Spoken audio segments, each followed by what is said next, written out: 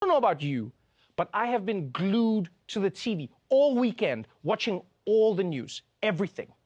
And beyond the war itself, I will say this, beyond the war, there's a really interesting thing that I learned.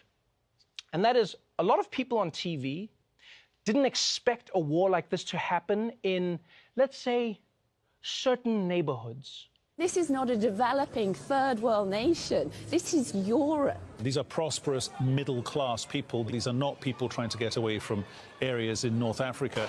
They look like any European family that you would live next door to. What could be a difference here from other conflicts, you know, that could seem very far away, you know, in Africa or Middle East or whatever. I mean, these are Europeans that we're seeing being killed. This isn't a place, with all due respect, you know, like Iraq or Afghanistan. You know, this is a relatively civilized, relatively European, I have to choose those words carefully too, city where you wouldn't expect that or hope that it's going to happen. Wow. That was you choosing your words carefully? That was the careful version? So what were you going to say if you weren't choosing your words carefully?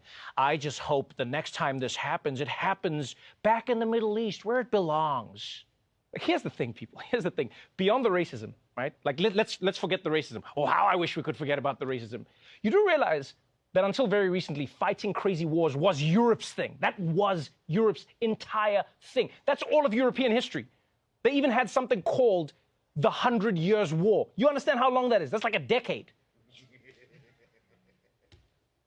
They got a Nobel Prize because they stopped fighting. Imagine that.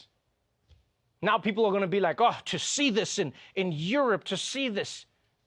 Like, I'll tell you now, I don't know about you, but I was shocked to see how many reporters around the world, by the way, seem to think that it's more of a tragedy when white people have to flee their countries.